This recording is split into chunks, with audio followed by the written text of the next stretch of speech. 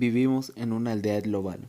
En los años finales del siglo XX comienza a hablarse de un proceso de transformación a escala mundial que recibe el nombre de globalización. Este complejo fenómeno implica la integración e interdependencia económica, política y cultural entre los diferentes países del mundo. Mediante la unificación de sus mercados, sociedades y culturas, entre los rasgos que lo caracterizan son la conectividad humana, especialmente a través de las nuevas tecnologías de la información y de la computación. Aunque el concepto de globalización es bastante nuevo, este fenómeno comenzó a gestarse mucho antes como consecuencia de grandes cambios políticos y culturales. Entre los primeros habría que hacer mención a la Segunda Guerra Mundial entre 1939 y 1945, que produjo un nuevo orden en el planeta, marcado por la bipolaridad que determinaron dos grandes potencias, Estados Unidos y la Unión Soviética. Esta división del mundo en dos polos terminó por quebrarse totalmente con la disolución de la URSS en 1989. Desde el punto de vista cultural, uno de los hechos más significativos del siglo fue la revolución informática. Gracias al avance de las comunicaciones, han cambiado sustancialmente las nociones de tiempo y espacio. Hoy es posible comunicarse de inmediato con los sitios más lejanos. De esta forma, al posibilitar que podamos ver los hechos como si estuviéramos en el momento y lugar donde estos ocurren y contemplar y oír a las personas como si las tuviéramos cerca, los medios de comunicación nos hacen creer que vivimos en una pequeña aldea, una aldea global, intercomunicada, en la que se borran las fronteras y las diferencias nacionales parecen desvanecerse debido a las influencias recíprocas. A partir de la segunda mitad del siglo comienza a advertirse la conformación de un nuevo modelo de sociedad donde la información, la tecnología y el conocimiento adquieren mayor protagonismo, la llamada sociedad de la información, también conocida como sociedad del conocimiento. Muchos ven como ventajas de la globalización el creciente nivel de producción y difusión de información.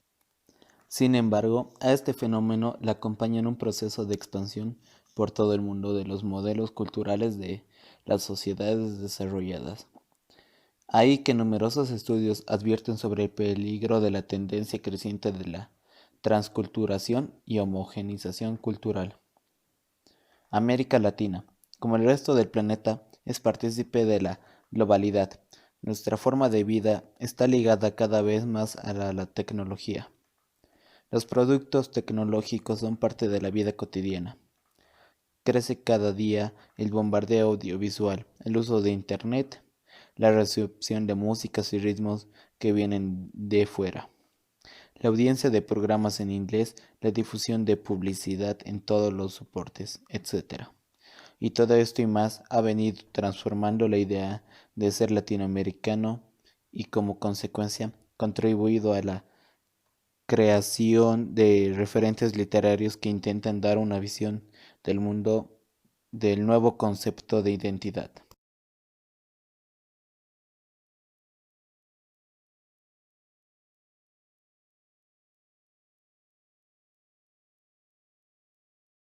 La narrativa latinoamericana, del boom al discurso postmoderno.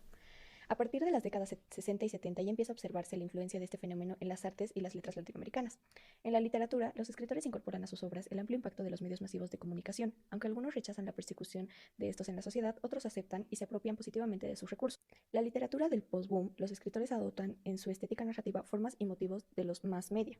En el caso del cine, es apreciable su influencia en el lenguaje de la composición y el estilo de las novelas de cuentos. En particular, el empleo de la jerga en ese medio y aplican técnicas como el montaje cinematográfico, cortar las escenas, prolongarlas o superponerlas, como en Tinta Roja de 1996 del chileno Alberto Fuel. Tanto en el cine como el periodismo, el cómic, la radio, la televisión e Internet contribuyen a la construcción de diversos tipos de discurso narrativo fragmentado.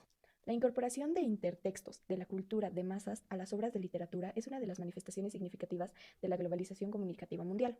Por ejemplo, las novelas La traición de Rita Hayworth, Las boquitas pintadas del argentino Manuel Puig Otro elemento del discurso posmoderno se caracteriza a las obras escritas desde finales del siglo pasado en la nivelación de la alta cultura o cultura de élite con la popular, La tía Julia y el escribidor, 1977, del peruano Mario Vargas Llosa, y las subculturas de grupos minoritarios.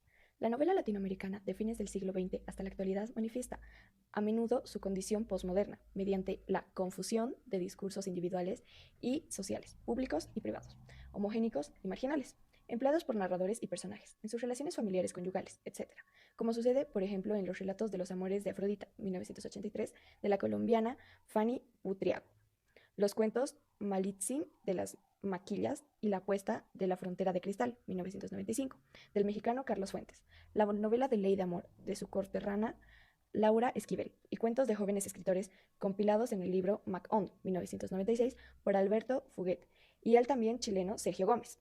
Para reproducir modelos de la literatura y cultural populares, la novísima narrativa latinoamericana recurre a diversas formas de humor.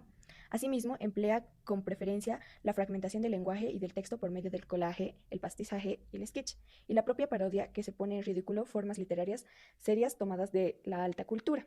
La renovación constante del lenguaje literario es otra de las características que definen la producción que cierra un siglo e inaugura el presente. Este rasgo se da en la estructura del relato.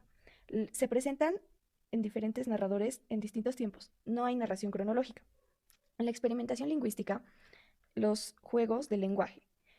El uso del registro coloquial, también llamado conversacional o familiar, pues es el modo de comunicación empleado por los hablantes en sus relaciones cotidianas. Tiene gran fuerza expresiva y desplaza al registro culto típico de la producción del boom.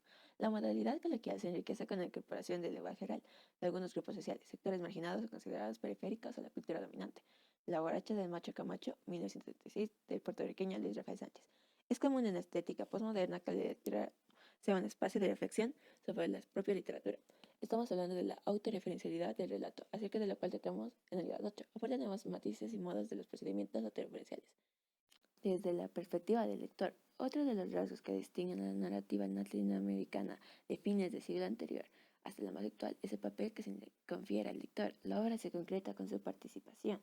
La nueva narrativa favorece que las vivencias del lector influyan en la interpretación y decodificación del texto literario. Como obra de arte contemporánea, la literatura ofrece la posibilidad de ser entendida de diferentes modos debido a la variedad de signos que conforman el texto, o sea, por la pluralidad de significados. Esto incentiva al lector a participar activamente en la construcción del sentido de la obra, mediante diferentes análisis que se producen desde determinadas perspectivas individuales.